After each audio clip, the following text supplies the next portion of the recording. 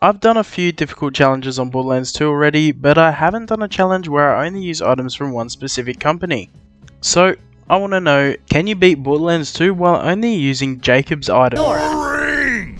You don't want to hear about that, Vault Hunter! You want to hear about loot and packs and explosions! Wait, what's going on? I'm Torgue, and I'm here to ask you one question, and one question only. Explosions?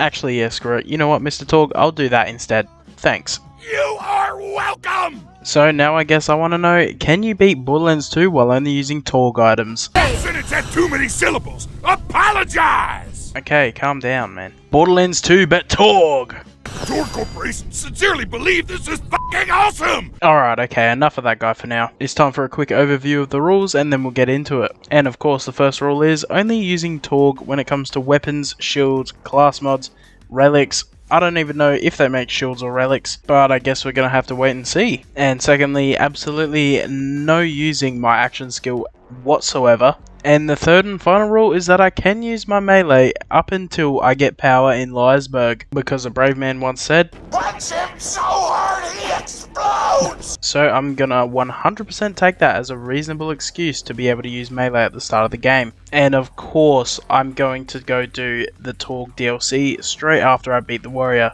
if I can. And for some reason my character is Axton, because I chose to do a number generator and it chose Axton.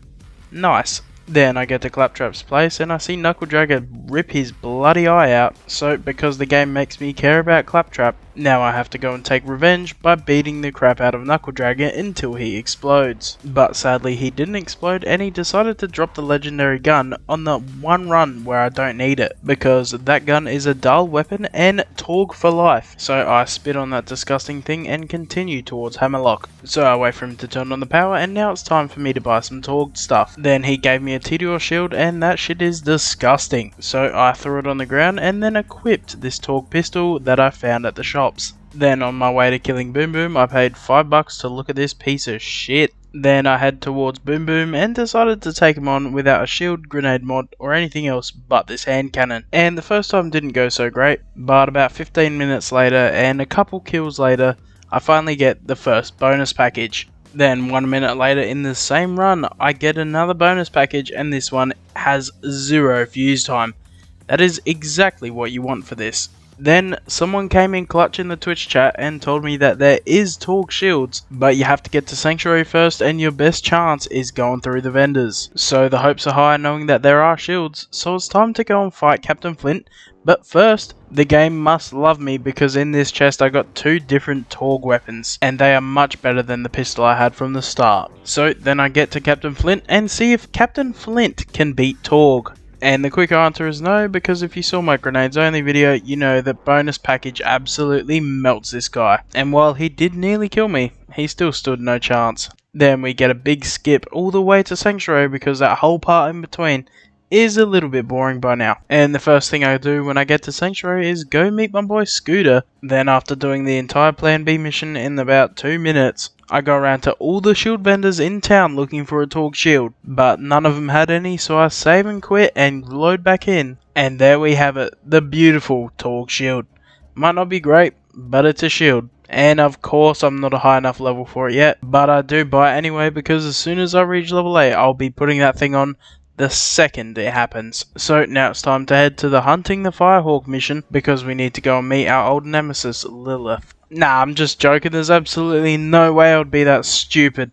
I'm going straight to Savagely because I need me that Unkempt Harold, aka basically the best gun in the game. And as I did reach level 8 on the way here, I do have my shield on now, so I will be ready to fight Savage Lee. And after 5 minutes he drops the Torgue weapon of dreams. And while it may not be the best prefix or type of the Unkempt Harold, I'll still take it. It's still overpowered. Then after melting my entire way through the entirety of the Frostburn Canyon, I finally meet up with the fraud of a siren herself, Lilith. And I'm just wondering why expend all of your energy just to kill 2 bruisers when a gun could have done it, expending just a couple bullets of ammo. You absolute moron. Then I very easily finish off the rest of the psychos because, well, Unkempt Harold. Then Lilith fails to teleport me somewhere. And now it's time to head to the dust because I need to go and get a bandit technical to make my way inside of the Bloodshot stronghold. And it turns out that bandit technicals lose to Torgue, especially when that Torgue is an unkempt Harold. So I head back to Ellie and I get my bandit technical and I head straight to the Bloodshot Stronghold. Then we run into the first boss, who was a big struggle to kill,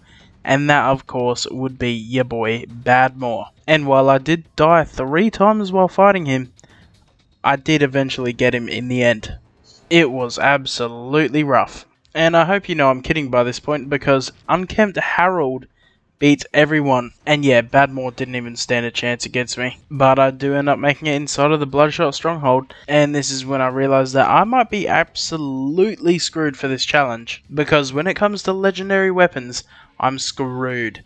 Because the next one I can get is the Nukem, and that is like at my current level already. Then I've got the grenade mod of the Rolling Thunder at level like 18ish, but that thing is about as useful as a level 1 bonus package. Then the only legendary Torgue weapon that's left is the Flacker, which drops from the warrior, so it doesn't really help beforehand. So I'm thinking that the only chance that I have is farming those loot midgets for a good while and hoping that I can hold out until the warrior from then.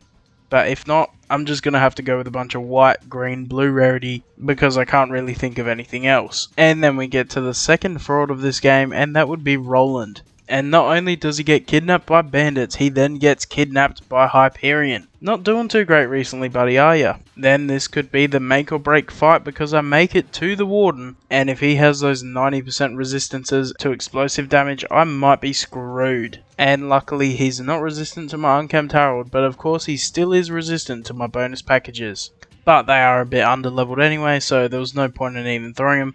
I just thought it'd be funny. So instead, I just decide to embarrass the Warden by killing him in like 20 seconds. Then I decide to go over and teabag his corpse because of the PTSD he gave me from that grenade only challenge. Not sure what I'm teabagging, but it's probably his eye hole. Then I go over to turn in the mission, and next time I'll be doing a train to catch mission, because that will be the end of the video for this episode. And while it was quite easy this episode, it definitely will not be next time. And if you got any tips, especially about anything to do with Torgue, I would love to hear them in the comments below. And I would also love to hear any challenge ideas as well. But thank you for watching.